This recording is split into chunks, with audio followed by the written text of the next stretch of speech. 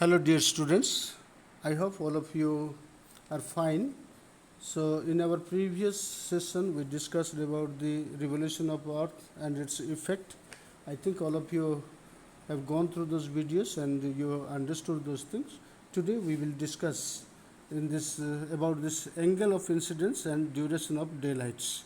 So, what is this angle of incidence? Angle of incidence means nothing but that is the bent of the rays of the sun from its normal path. Okay, so normally at what angle does it come uh, at and how it bent to other places, to different other places. You know, our Earth is spherical in shape, and it is expected that sun rays would fall directly straight in some of the places, particularly on the equator it falls directly. So the angle of incident here is the normal one, but towards that pole and other places it is a little bit bent, is not so? Towards that this Tropic of Cancer and Tropic of Capricorn, in the tropical region it falls a little bit bent sometime, and sometime it may fall directly also. But in the Arctic Circle and Antarctic Circle also, it will fall a little bit slanted manner. So the slanted manner of falling of the rays of the sun is called the angle of incident. So how much is it bent from its normal path is called the angle of incidence. I think all of you are understanding. So the angle of incidence table is given above. You should see this one. You can see the angle of incidence. The table is given above there. You can just try to refer to the table given there. You see there is the latitude is given here, latitude, and from September 23rd or March 21st. So during this solstices, sorry, these are the equinox time. Okay, so during this equinox time, at which degree latitude, how much will be the angle of incidence, and how much will be the angle of incident, and what should be the duration of day and night. All these are given in table form, and you should see here in June 21st. In June 21st, what will be the angle of incidence in different latitude. All these are given here. So similarly on December 23rd, sorry, December 22nd, what will be the angle of incident? All that are given. At what degree latitude, what will be the duration of day and night? All that is given in tabular form. You please try to refer to that one. It is your part of job. Please try to see that one. It is not that much important from exam point of view, but it is good for you to learn about. Okay, so please try to read this one carefully. Here it is written one more thing. The angle of this incidence is measured in degree. So please keep in your memory, this angle is measured in degree. These are all nothing but your geometrical angle like that one. And how much is the angle of incident? That is measured in degree unit. Okay, next, it is calculated by, I have already tick marked here, it is calculated by subtracting, you see here, it is calculated by subtracting the value of latitude in degree from 90 degree, the maximum reached at the equator. So 90 degree is the maximum, this is the normal angle of incidence, normal path of the sun rays, and from here, how can you calculate? Example is given here. You can just try to see here. Suppose in the above table at 66 degree and 66 degree 30 minutes, it will be read as 66 degree 30 minutes north. This is Arctic Circle, is not so? So in this Arctic Circle, how can you calculate the angle of incident here? So that is 90 degree minus 66 degree 30 minutes. Then it will come 23 degree 30 minutes. So in the same way, all the calculations are made. You may please try to verify that one with the data given in the table. Okay, I think all of you are getting here. The data has to be how it is that you can just see at 90 degree north. That means at the polar region. Then when on September 23rd and March 21st, when it is equinox, by that time what will happen? The angle of incidence is 0. So the duration of day and night will be 12 hours. But on June 21st, in the summer solstice time, what will happen in the polar region? The duration of day and night is 24 hours, and this angle of incidence is, this is 23 degree 30 minutes. Like that way, in December 23rd, that is the winter solstice. During this time, duration of day and night at 90 degree north, that means the north pole, is 0. That means there will be complete darkness there, and angle of incidence is 0. When the angle of incidence is 0, then this duration of day and night also becoming 0. Like that way, you please try to verify all this one, as all these are long things to discuss one by one.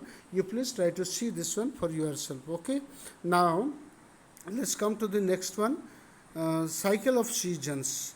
So what does it mean? This cycle of season also takes place because of the revolution movement of the earth around the sun. Okay, so let us see. This cycle of season means what? The occurrence of the season one after another cyclically. Means suppose there is summer season, next will come the winter season, and like that way one after another season will come sequentially. So that is called the cycle of season. So let us try to read and try to understand. The equinox and solstices are position of the earth with respect to the sun on the given dates. So they are equinox and solstice, they are the position of the earth in relation to the sun. So in relation to the sun, where, at what place is the earth located? That are this on the equinox day, the earth is positioned in such a way that the sun ray can fall directly on the equatorial region or the 0 degree latitude. And in the solstice time, what will happen? The earth is tilted in such a way that on June 21st, the Tropic of Cancer will be straight towards the direct rays of the sun. So sun ray can fall directly on the Tropic of Cancer on June 21st. So there would be summer solstice. And just opposite to that one, in the winter solstice, what will happen? Then this southern pole will be facing towards the sun, and by that time the sun ray can fall directly on the Tropic of Capricorn. So this winter solstice will be there. Okay, so if you go on reading, all these things will be clear for you. I have tick marked most of the things. You please try to go on reading. They help us to understand how seasons occur and how they reverse in the northern and southern hemisphere. When it is summer in the northern hemisphere, it is winter in the southern hemisphere. So from table 3.1, you can see all this one given there. Okay, so now let us see the other things given. It is observed that duration of day and night varies according to the season. So you know that during the summer season, what happened? The duration of day become longer and night become smaller. And just opposite to that one, during the winter season, what happens? The duration of night will be longer and duration of day will be shorter, like that way. So the duration of day and night will be changed. It will vary according to the season. So as a result, these variation seasons are not same all the part of the earth. So the season also does not have same type of variation everywhere. Okay. In general, there are 4 seasons. Please keep this one in your memory. So the 4 seasons you can see. What are that one? Spring, summer, autumn, and winter. So spring season is there, summer season, and autumn and winter season are the 4 main seasons that can be experienced all over the world. So your rainy season and other this other type of dew season, etc. These are all the interim things. So generally we get this rainfall in our India during the late summer time, or in the mid summer time we get that rainfall. So it is rainy season is part of the summer season. Okay, so for our India there are 6 seasons, but some other parts of the world rainy season may not be a definitely distinguished season. This rain may fall very often there. And similarly, the dew season is also experienced in our India. So we have 6 seasons in our India, but for the rest part of the world, for most of the other parts of the world, what happened? This dew season and rainy season may not be felt differently. That may be included with some other seasons too. Okay, so that is why there are only 4 main seasons. What they are, please keep them in your memory. The names are spring, summer, autumn and winter. Okay, now let us try to know about the position of earth on 21st June. So you can see there what will be the position of earth during 21st June. You know, 21st June, during this time, this Tropic of Cancer latitude will be facing directly towards the sun. It is written here. It is summer solstice in the northern hemisphere. The rays of the sun fall vertically on the Tropic of Cancer. The duration of sunlight or daytime increase from 12 hours at the equator to 13 hours and 27 minutes at 23.5 degree north. So, as the northern hemisphere is exposed towards the sun, what will happen? This is suppose equator and this is Tropic of Cancer and this is Tropic of Capricorn. Then during this time the sun rays will be falling directly on the Tropic of Cancer, and when it is 12 hour here in the 0 degree latitude, what will happen? There is about something more, 13 hour and 27 minutes duration of day and night. Day here in the day, particularly the length of day will be 13 hour and 27 minutes. That means the day will be a little longer, 1 hour 27 minutes longer than normal time. Okay, so day will be longer on June 21st. So that is the longest day is felt here in the Tropic of Cancer on June 21st. Okay, so let us try to read further and you can understand that one. And further to 24 hours at 66.5 degree north. So if you see the table, you can easily understand. So 66.5 degree means what? You can see this angle of incidence, the duration of the day and night will go on increasing. After on June 21st, what happened? This sun rays will falling directly on the Tropic of Cancer, and in the Arctic Circle and other places, this sun ray will be falling vertically there, but the duration of day will be much more there because of the tilting position of the sun, or the tilted axis. Because of the tilted axis, the North Pole will be facing towards the sun by that time. Okay, and there would be 24 hours for daylight in the Arctic Circle and beyond that one. So that will be called as the midnight sun. So during that time, even in the night time, in the region of Arctic Circle and beyond that one, you can see the sun even in the night time. That is why they are called the midnight sun.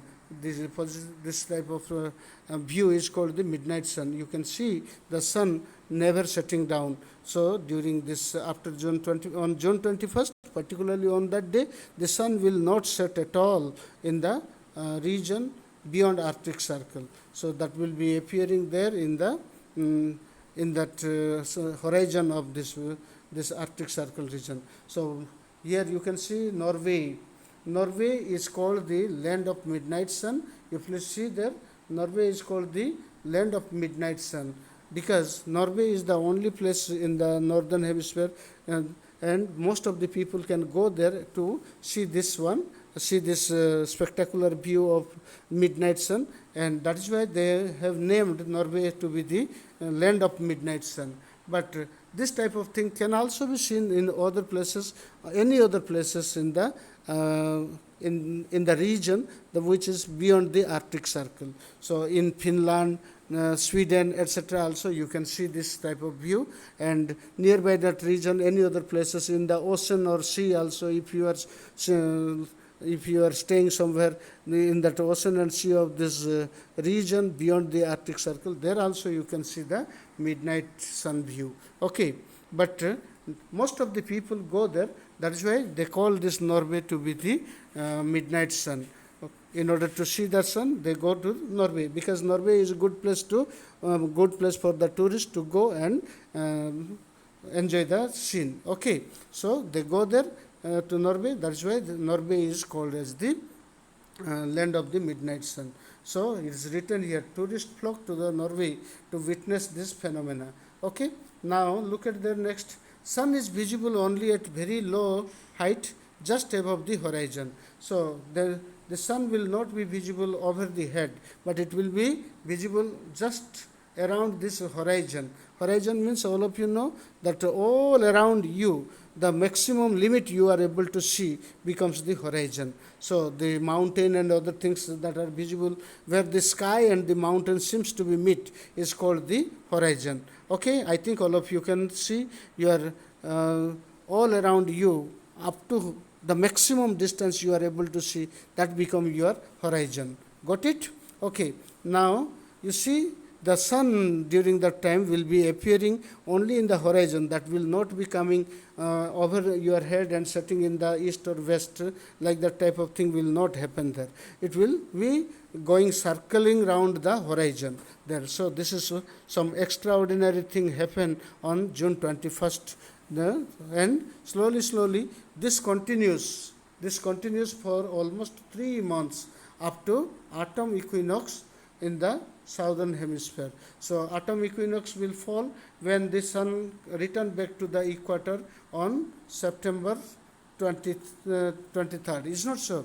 So in the autumn equinox time, when after September it will move towards the sun, will move towards the Tropic of Capricorn. So up to September 23rd, from June to July, August and September, for the 3 months, you can see there in the Norway area, the sun will be rising in the horizon, and again it will be setting. On June 21st, it will stay in the sky, or stay in the horizon for 24 hours. But next day onwards, it will have little decrease in its duration of appearance, and slowly, at last on September 23rd, it will just appear and it will set down, and it will never be appearing for the next 3 months. Like that way it happens. So you please try to learn about that midnight sun from various other sources too, and try to understand. But you keep in your memory, Norway is called the land of midnight sun. Okay, then you can see the other explanation given here. After June 21st, the hours of sunlight in the northern hemisphere began to decrease. Is written, after June 21st, it will slowly go on decreasing from the 12 hours at the equator to all nights, and no days beyond the Arctic Circle. Okay, so no days beyond the Arctic Circle. This position can also be observed in the table 3.1. The maximum position is reached on December 21st. So on December 21st, what will happen? The sunlight will not be falling there. Yeah, after June 21st, this northern hemisphere will go on decreasing that one, and this southern hemisphere will experience what? A little bit increasing sunlight position. Okay, now let us try to see the other one here. Position on 23rd September. Please try to see. 23rd September, what will happen? On 23rd September, the sun is vertically overhead at the equator, and the days and nights are equal. So on September 23rd, this month, you may say, okay, on 23rd, the sun will be returning from this northern hemisphere, and it will reach in the middle of this earth, and that there will be an equinox. Is not so? At the equator, when it reaches at the equator, that will be an equinox. It is autumn in the northern hemisphere and spring in the southern hemisphere. On September 23rd, the duration of sunlight is 12 hours at all the places on the earth. So please try to keep this one in your memory. Next, position on 22nd December. So during this time, what will happen? On 22nd December, the southern hemisphere is tilted towards the sun, and it experiences summer. The area beyond the Antarctic Circle experience 24 hours of daylight. As people were experiencing 24 hours of daylight in the northern hemisphere from Norway, similarly on December 22nd, people can see the 24 hours day in the regions beyond the Antarctic Circle. So this will happen in the southern hemisphere too. Okay, so there would be midnight sun, but as there is no facility for the people to go to the southern hemisphere, most of the people cannot go there. Only scientists and those who are explorers, they can go there and they can watch those extraordinary things there. Okay, then you see it happens because this southern hemisphere is now tilted towards the sun. And you please read the remaining thing. Now look at the next one, position on 21st March. Again, after this December 22nd, by December 22nd, sun is here in the Tropic of Cancer, and it will come back again. Then December, then January, February, and March. After the 3 months, again it will come to the center position or to the equator again, and there would be again an equinox. And then on March 21st, there would be spring in the northern hemisphere, and this is called the spring equinox. I think all of you are understanding. Again, it will go from March, again it will go towards the Tropic of Cancer. March, then April, May, and June. Again, June 21st, it will be in the Tropic of Cancer, and there would be midnight sun here in the northern hemisphere, and again it will come back. So like that way, the sun will move from this Tropic of Cancer to the Tropic of Capricorn. Again, it will go back towards the from the Tropic of Cancer to, Tropic of Capricorn to Tropic of Cancer. And it will have its to and fro journey always. Got it? Okay, that all these things are explained here, and you please try to read. Now let us try to know the two terms, special terms are given, the twilight and this dawn, etc. All these are given. So twilight in the low and high latitude. So twilight means what? Let us try to see. It is clear that there are generally great seasonal contrast in as one moves from the equator towards the equator to, let us see, equator to pole. So the variation in the amount of heat received at different parts of the earth during the year depend on the inclination of the sun's rays. So how much bent is the sun? Looking at that one, so how much indirectly the sun rays is falling on the earth's surface, looking at that one, we can know the duration of day will be more or less. Okay, if direct rays is falling, then there would be 12 hours day and 12 hours night. And if it is falling directly somewhere else, other places, then the length of day will be a little bit longer. So the difference though is best explained by vertical and slanting rays of the sun.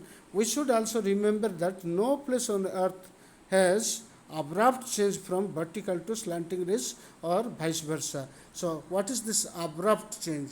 Abrupt change means what? Sudden change. So it will not happen all at a sudden. It will happen in such a way, so gradually, slowly, little bit decrease.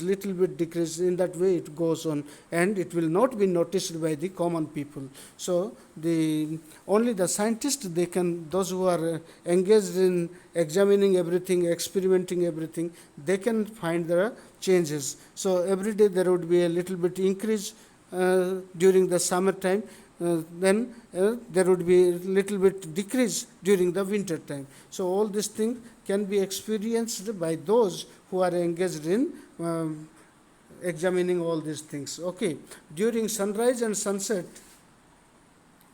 though the sun is below the horizon, we experience diffused light. So what happened? We can see just before the sunrise, even if the sun has not risen, we can see the light of the sun, and that is called the diffused daylight. So this reflection of the daylight in the sky, we can see. Much of this light is a reflection by clouds and dust particles present in the atmosphere. This period of diffused light between sunrise and complete darkness is called the dusk or twilight. So the sunset, and during the just after the sunset and complete darkness, there will be a little light is there in the sky, and that is called the twilight. Okay, and similarly, just before the sunrise and the the just before the sunrise and the appearance of the light, early morning, very early morning, this light is called the dawn. Okay, I think all of you know this dawn and this twilight. Okay, so please try to know about them. This phenomena of dawn and dusk is experienced more in temperate region. So please try to keep in your memory what is this temperate region. That is the region between the tropics and the Arctic and Antarctic circle. So that you can see this temperate region where it is beyond the tropic of Cancer and tropic of Capricorn, and it is between the tropics and the circles. Okay, Antarctic circle and Arctic circle. In that places, this dusk and dawn is felt greatly, but we people are located almost nearer to the equator. That's why this twilight and other things, the dusk, is not that much felt for us. Okay, now look at the next one. Duration of twilight has considerable influence on season. The duration of twilight is large beyond 50-degree latitude, and in polar region twilight lasts for as much as 7 weeks at a stretch. So these factual things please try to keep in your memory and try to read everything for yourself up to the last. And this is anything that is not understood to you, you may ask me in our next session. See you. Thank you.